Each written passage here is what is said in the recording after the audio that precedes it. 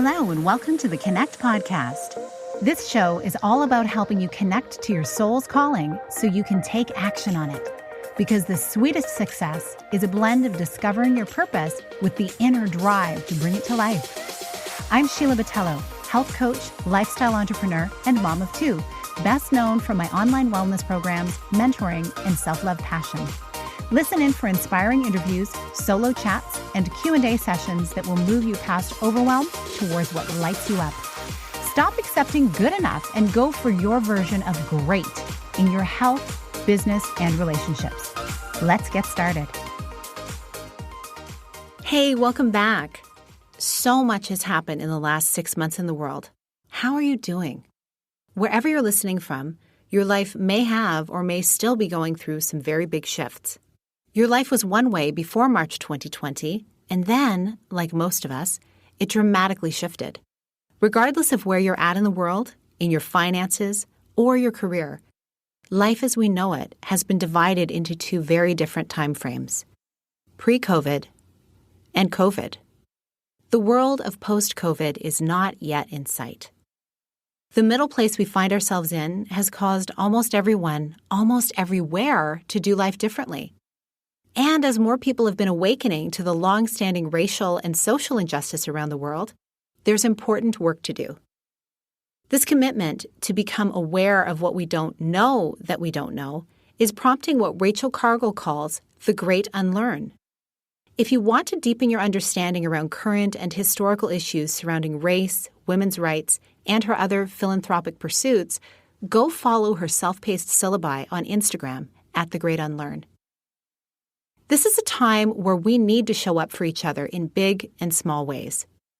So can you, or should you, even be thinking about thriving personally right now? It's easy to look around and feel powerless. I need to let you in on something. I've been a passionate advocate for thriving since I was a little girl, so much so that I was told by my family that viewing life through rose-colored glasses could be disappointing. Somehow I kept those fancy shades in my back pocket, and I've been pulling them out ever since when I needed an uplifting change of scenery. My spiritual connection also gives me a great deal of hope. The common theme in my life that has been brought into my wellness offerings is that of hope, thriving, and a growth mindset. The way I see it, you're either growing or you're withering away. Which sounds more appealing to you? That's not to say that I'm not empathetic to the realities around me. Life can be extremely heartbreaking, and you can feel like giving up many times. As I alluded to in my trailer, I lost both of my parents and my only sibling over the last 7 years, as well as a few other extended young family members. It makes absolutely no sense to me. It feels like such a waste. And yet, I'm still here. I have work yet to do, and I'm up for it. I hope you are too. Back to the original question. Can you or should you even be thinking about thriving right now? First, I'll say this. I believe that you and everyone should be asking the question, not should you be looking to thrive. We should all instead be asking, how can we thrive during this time? Because this is a time where everyone could use a little hope, some sort of positive goal to work towards. There are so many things you can do to start thriving in your life, and the first begins with you, your mindset, your sense of purpose, your gifts, and your well-being.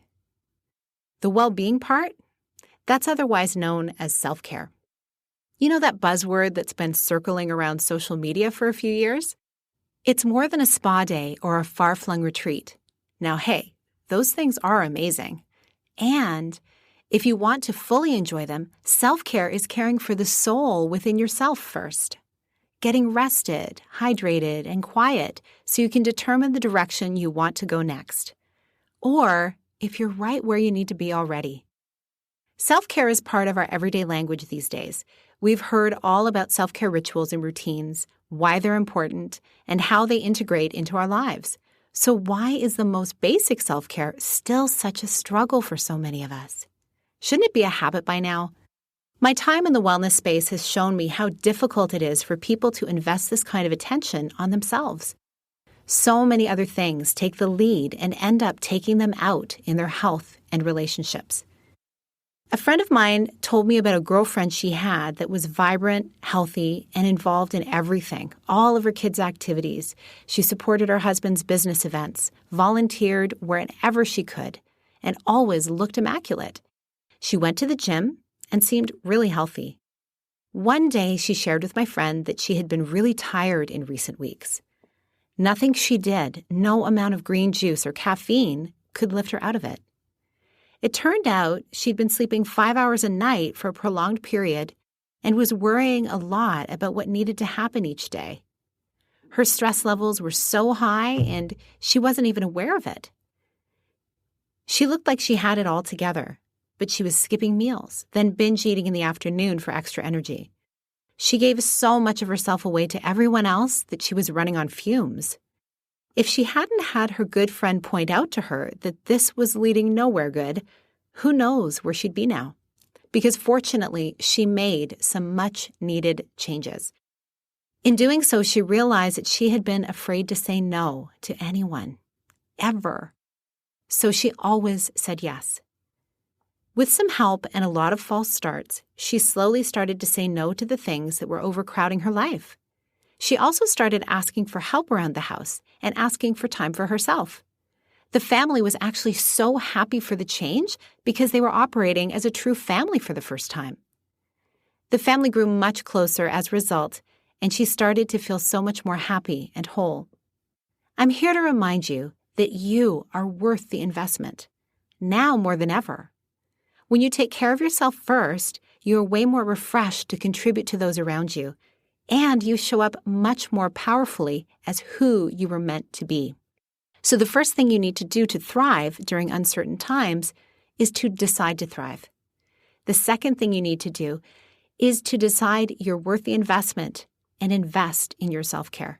Since I believe this is so important, I created a free guide, Simplify Your Wellness Plan, 3 steps to streamline your self-care, and it walks you through specific steps to get you started with your own personalized self-care practice. It takes into account your energy and cyclical rhythms, so you can tailor it to how you feel every day. Go get it at SheilaBatello.com and look for the link under resources in the show notes for this episode. One of the biggest obstacles I've seen that stands in the way of people prioritizing their health over other areas of their life is that they don't think they're worth it.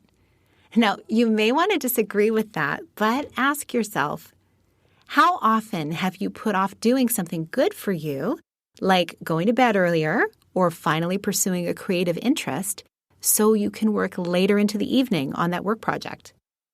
The worthiness in this example is tied to a salary or a position in your organization.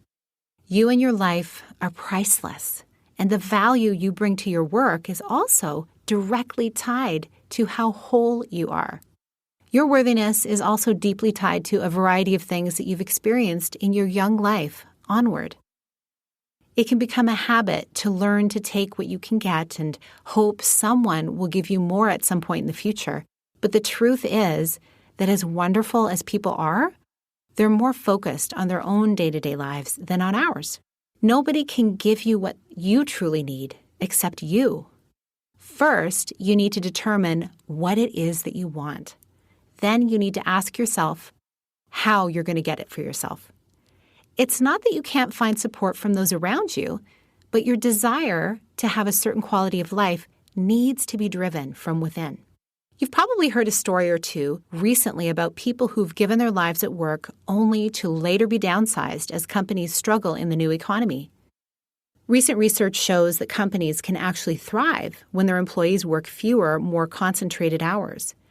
People working from home are proving that in recent months. Now, while not all businesses can work within that model, some are finding greater productivity with an at-home workforce. So what makes it work? Focus, less commuter stress, maybe the ability to get into the fresh air for breaks more readily. There are a variety of factors, but so many people I've talked to now who have been forced to work from home are loving the extra time they can invest in their health and their family life. But you have to be the one to make it happen for yourself. It's not always easy. That's why health coaches exist. for the accountability and the reminders to take care of you, which leads nicely into my last point. The third thing I'll suggest to help you thrive during uncertain times is find another person or group to make it happen together. Make it a family affair. When you're prioritizing your well-being with others, everyone wins. If you're competitive, you can make a game out of it. When you start new habits with the support of others, the habits tend to stick. During this time of disconnection to physical community, it's been even more challenging. But the good news is there are many online groups committed to raising each other up. It's something that begins as a group of strangers, but soon becomes a group of supportive friends doing life together. Eventually, in-person meetups happen in parks and on patios that never would have happened if they weren't forced to connect differently. I've always been a fan of silver linings, even in really tough times. It's the way I connect to hope to get me through. I hope during this uncertain time, you can look around and find even a tiny glimmer of hope to hold on to. When you do, you'll start seeing more and more. You'll hear examples of this in the stories shared by my guests in future episodes. People around the world living their purpose in unique ways, overcoming unique circumstances. For now, go grab your free guide, Simplify Your Wellness Plan. 3 steps to streamline your self-care over at the link in the show notes at SheilaBatello.com. Until next time, here's to you finding new ways to thrive. Thank you so much for being here with me on the Connect podcast. If you like this episode, please share it with someone you think would enjoy it. Also, if you head over to iTunes to leave a review, I'd be so grateful. Let us know what your favorite parts were and what you'd like to hear more of. It will help us have a greater impact, elevating many more people to grow and succeed together. See you next time.